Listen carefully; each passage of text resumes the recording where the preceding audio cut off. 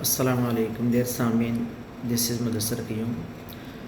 आज जो है मैं अपने सेकंड पार्ट के लिए हाज़िर हुआ हूँ। इंटरव्यू की जो प्रिपरेशन होनी है अकाउंट रिसीवेबल के हवाले से जो हम बात कर रहे थे, तो उस सिलसिले में जो बात को आगे बढ़ाते हैं। तो मैंने सोचा था इस टॉपिक को कंप्लीट करता हूँ ताकि जितने भी मेरे दोस्त अहबाब ये वीडियो देखते हैं उनको इंशाल्लाह कुछ ना कुछ फ़ायदा होगा। तो मेरे दोस्तों, सबसे पहले मैं ये बताना चाहता हूँ कि मेरी ये जो वीडियो बनाने का मकसद है, ये आप लोगों की हेल्प, आप लोगों को हेल्प आउट करना है, जो मैंने थोड़ा बहुत सीखा है। मैं ये नहीं कह सकता कि समटाइम हो सकता है मैं कहीं पे गलत हूँ, मेरे अंदर कोई मिस्टेक हो सकती है, मेरे नॉलेज में मिस्टेक हो सकती है।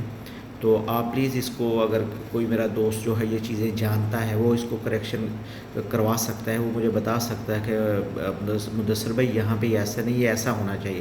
क्योंकि मैं आपके साथ अपना एक्सपीरियंस शेयर कर रहा हूँ, जो मैंने सीखा है, जो मैं कर रहा हूँ, जितने भी यानी काम मैंने किए हैं, मैं वो कैसे-कैसे हो रहे हैं हमारे यहाँ इधर कंपनी में, मैं आपके साथ वो चीज़ें शेयर कर रहा हूँ। ताकि जो मेरे भाई हैं, जो न्यू कमर्स हैं, जो सऊदी अरेबिया में आते हैं जॉब सर्च करने के लिए, उनको मेरी वीडियो देख के अगर एक को भी फ़ायदा हो जाएगा तो मैं समझूँगा कि मेरी वीडियो का जो है वो हक़ अदा हो गया। तो मेरे भाइयों, कल हमने अपनी जो है नेक्स्ट वीडियो जो है वो स्टॉप यहाँ तक की थी कि हमने इनवॉइसिंग कर दी। इनवॉइसिंग करके हमने इनवॉइस जो है अपने कस्टमर को सबमिट करवा दी। इसके बाद हमारा नेक्स्ट प्रोसेस क्या, एज़ अ अकाउंट रिसीवेबल हम कहाँ पे, इसके बाद क्या प्रोसेस होगा हमारा। उसके बाद मेरे भाइयों, हमारा ये प्रोसेस होगा कि इनवॉइस के करवाने के बाद हम जो है, जब इनवॉइस का जो हमारा टाइम फ्रेम था, जो हमारी पेमेंट टर्म्स थी, वो जैसे ही फुलफ़िल हो जाएंगी, सपोज़ 30 डे थी, 45 डेज़ थी, या जितनी भी थी, जैसे वो फुलफ़िल हो जाएंगी तो हम उनके साथ अपना फॉलोअप स्टार्ट कर देंगे।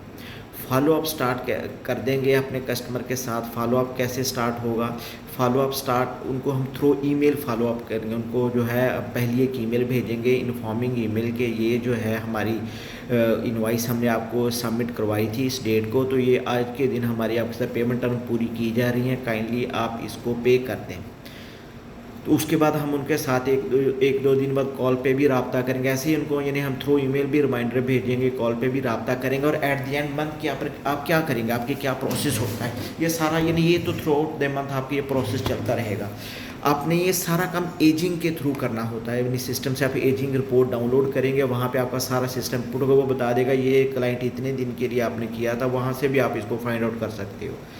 तो आप ये जो एक रिपोर्ट बना के आप अपने जो सीनियर्स मैनेजर, आप उनको भी पेश करोगे कि ये जो है हमारे क्लाइंट्स हैं, ये जितने भी हमारे कस्टमर हैं, इनसे हमने जो है इतनी पेमेंट्स लेनी है, इतनी इनवॉइसें जो है ये ड्यू हैं, इतनी ओवर ड्यू हैं, ये हमने इनके साथ मैं ये यानी राब्ता कर चुका हूँ, इनसे पेमेंट आ गई है, इनसे नहीं आई है, इनसे इतनी आ गई है, या फुल पेमेंट आ गई है, या हाफ पेमेंट आ गई।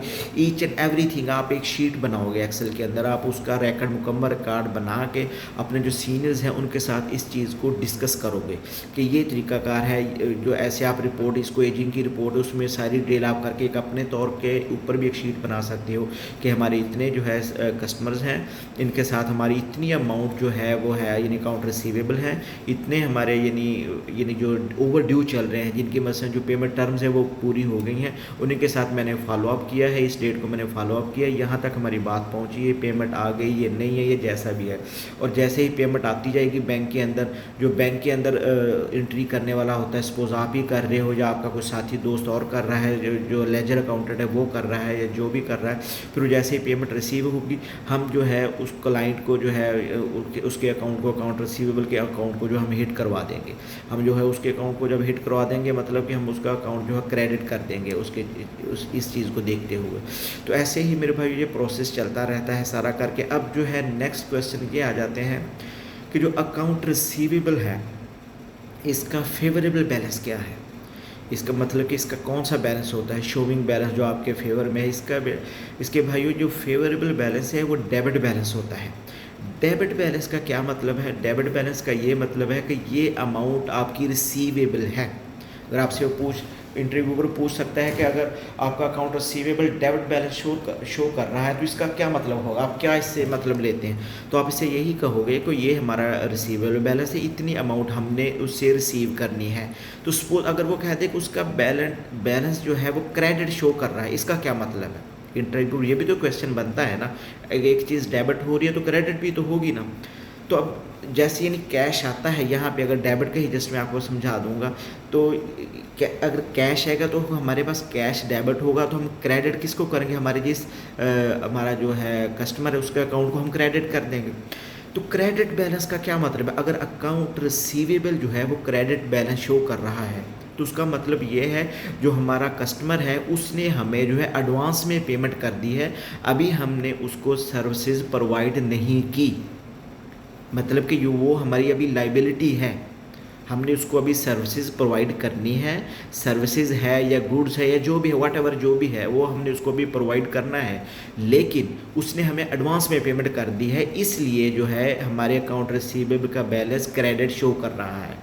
ये दो सूरतें होती हैं। अगर डेबिट शो कर रहा है वो तो मतलब कि आप उसका ये आंसर करोगे कि डेबिट इसलिए शो कर रहा है कि ये हमारा रिसीवेबल है, अभी हमने उनसे लेना है।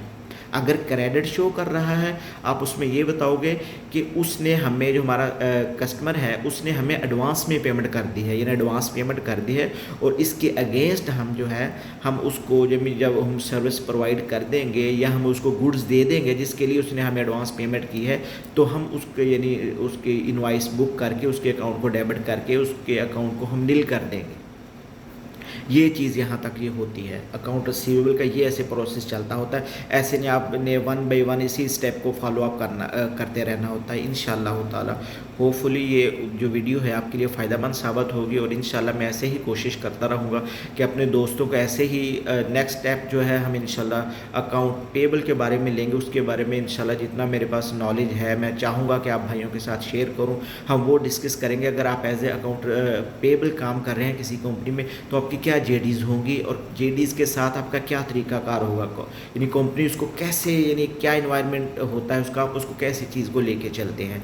इंशाल्लाह ये सारी चीज़ें जो है मैं आप भाइयों के साथ डिस्कस करूँगा और आप लोगों को गाइड भी करूँगा। फ़िलहाल तो हम इसके ऊपर गाइड करें। फिर लास्ट बट नॉट लीस्ट मैं आपको ये बताना चाहूँगा कि सीवी की प्रिपरेशन है। सीवी जैसे भी आप बनाओगे तो अगर आप अकाउंट रिसीवेबल के तौर पे अब यानी उसको बता रहे हो कि मैंने एज अकाउंट रिसीवेबल काम किया हुआ है, तो आप उससे अकाउंट रिसीवेबल का ही यानी इससे रिलेटेड डाटा लिखोगे, जेडीज़ वही लिखोगे। ऐसा नहीं है कि आप काम जो है अकाउंट रिसीवेबल के बारे में करें, ऊपर आप लिख दो मैं फाइनेंशियल्स बनाता हूँ जी, मैं वैट के ऊपर भी काम करता हूँ। अगर वो सपोज आप लिख दोगे, अगर आपको नहीं आता कि वैट की प्रिपरेशन कैसे है, तो आप इसको जो है उसको एक्सप्लेन नहीं कर पाओगे।